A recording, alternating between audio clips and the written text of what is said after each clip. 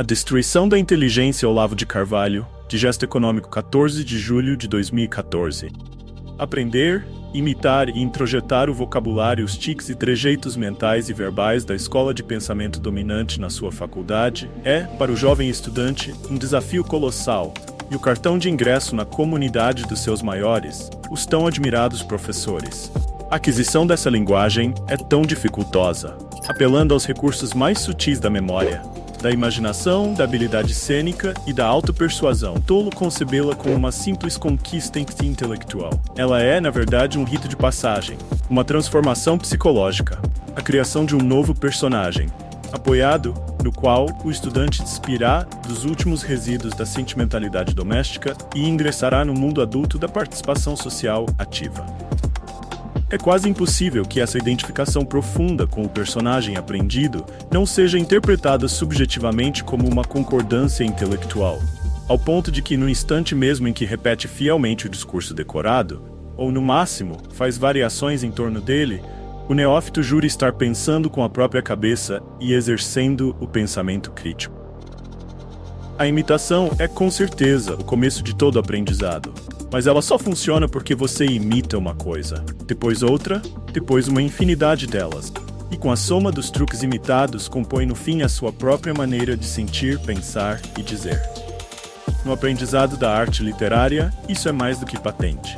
O simples esforço de assimilar auditivamente a maneira, o tom, o ritmo, o estilo de um grande escritor já é uma imitação mental, uma reprodução interior daquilo que você está lendo. A imitação torna-se ainda mais visível quando você decora e declama poemas, discursos, sermões ou capítulos de uma narrativa. Porém, nas suas primeiras investidas na arte da escrita, é impossível que você não copie, adaptando-os às suas necessidades expressivas, os giros de linguagem que aprendeu em Machado de Assis, Eça de Queiroz, Camilo Castelo Branco, Balzac, Stendhal e não sei mais quantos. Esse exercício, se você é um escritor sério, continua pela vida fora. Quando conheci Herberto Salles, que Otto Maria Carpeu julgava o escritor dotado de mais consciência artística já nascido neste país, ele estava sentado no saguão do Hotel Glória, um volume de Proust e um caderninho onde anotava cada solução expressiva encontrada pelo romancista, para usá-la a seu modo quando precisasse. Já era um homem de 70 e tantos anos, e ainda estava praticando as lições do velho Antoine Albalat. É assim, por acumulação e diversificação dos recursos aprendidos, que se forma, pari passu com a evolução natural da personalidade, o estilo pessoal que singulariza um escritor entre todos. T.S. Eliot ensinava que um escritor só é verdadeiramente grande quando nos seus escritos transparece, como em filigrana, toda a história da arte literária. Em outros tipos de aprendizado, a imitação é ainda mais decisiva. Nas artes marciais e na ginástica, quantas vezes você não tem de repetir o gesto do seu instrutor até aprender a produzi-lo por si próprio? Na música, quantas performances magistrais o pianista não aprende de cor até produzir a sua própria? Nas ciências e na tecnologia, o manejo de equipamentos complexos nunca se aprende só em manuais de instrução. O aluno tem de ver e imitar o técnico mais experiente, num processo de assimilação sutil que engloba, em doses consideráveis, a transmissão não verbal. Por que seria diferente na filosofia? Compreender uma filosofia não se resume nunca em ler as obras de um filósofo e julgá-las segundo uma reação imediata ou as opiniões de um professor. É impregnar-se de um modo de ver e pensar como se ele fosse o seu próprio. É olhar o mundo com os olhos do filósofo, com ampla simpatia e sem medo de contaminar-se dos seus possíveis erros.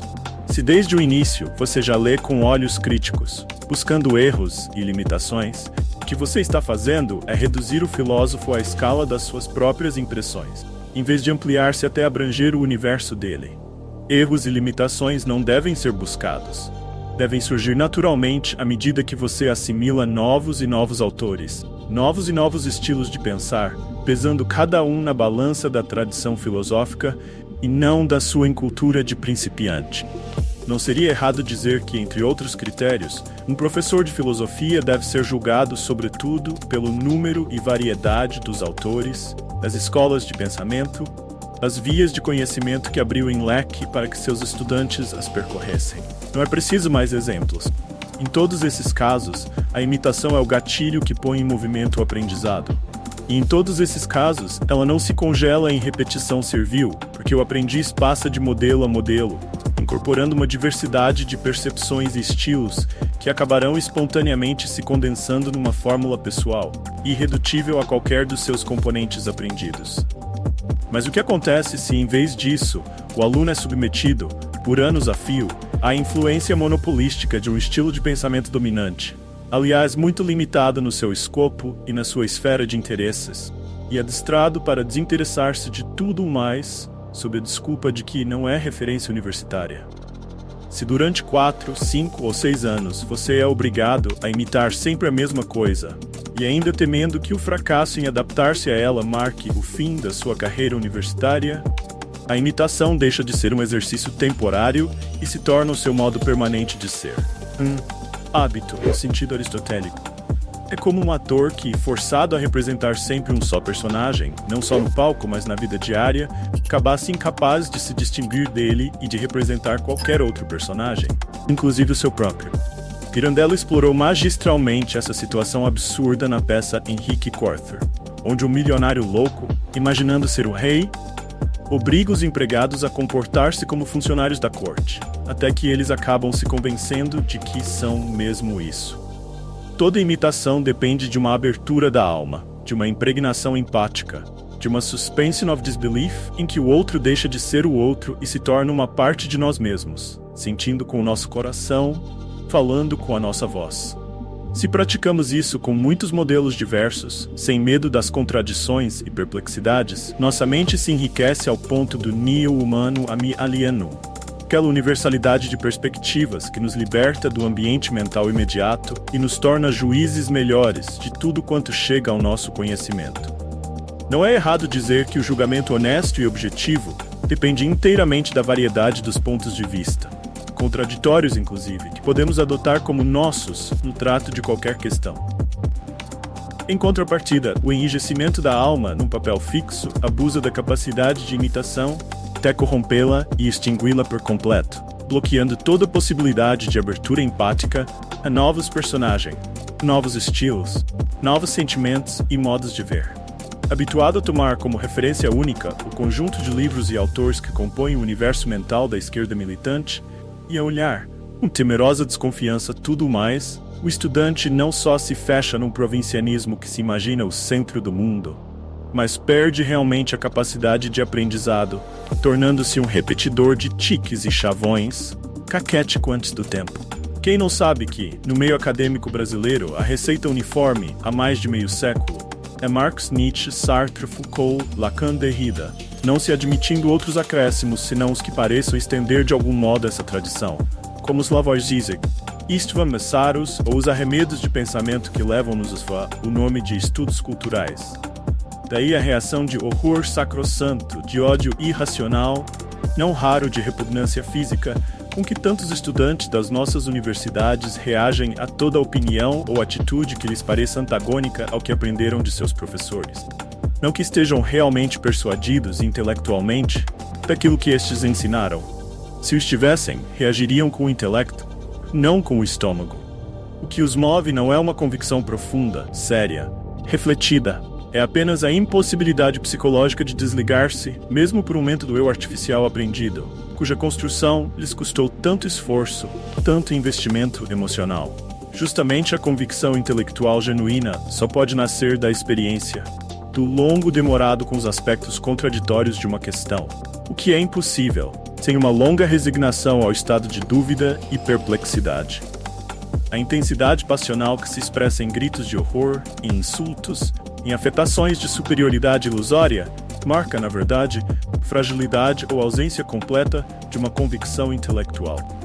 Construção em bloco de um personagem amoldado às exigências sociais e psicológicas de um ambiente ideologicamente carregado e intelectualmente pobre, fecha o caminho da experiência, portanto de todo aprendizado subsequente.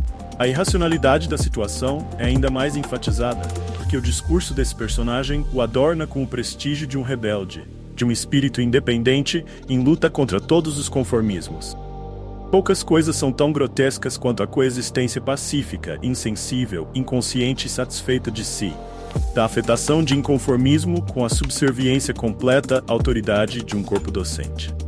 No auge da alienação, o garoto que passou 5 anos intoxicando-se de retórica marxista, feminista, multiculturalista, gaysista nas salas de aula, que reage com 4 pedras na mão ante qualquer palavra que antagonize a opinião de seus professores esquerdistas, jura, depois de ler uns parágrafos de Bourdieu para a prova, que a universidade é o aparato de reprodução da ideologia burguesa. Aí já não se trata nem mesmo de paralaxe cognitiva, mas de um completo e definitivo divórcio entre a mente e a realidade, entre a máquina de falar e a experiência viva. Se, conforme se observou em pesquisa recente, 50% dos nossos estudantes universitários são analfabetos funcionais, não havendo razão plausível para supor que a quota seja menor entre seus professores mais jovens, isso não se deve somente a uma genérica e abstrata má qualidade do ensino, mas a um fechamento de perspectivas que é buscado e imposto como um objetivo desejável. Não que a presente geração de professores que dá o tom nas universidades brasileiras tenha buscado, de maneira consciente e deliberada, a estupidificação de seus alunos. Apenas iludidos pelo slogan que os qualificava desde os anos 60 do século XX como a parcela mais esclarecida da população, tomaram-se a si próprios como modelos de toda a vida intelectual superior e acharam que, impondo esses modelos a seus alunos, estavam criando uma pleiade de gênios. Medindo-se na escala de uma grandeza ilusória, incapazes de enxergar acima de suas próprias cabeças, tornaram-se portadores endêmicos da síndrome de Dunning-Kruger e a transmitiram às novas gerações. Os 50% de analfabetos funcionais que eles produziram são a imagem exata da sua síntese de incompetência e presunção.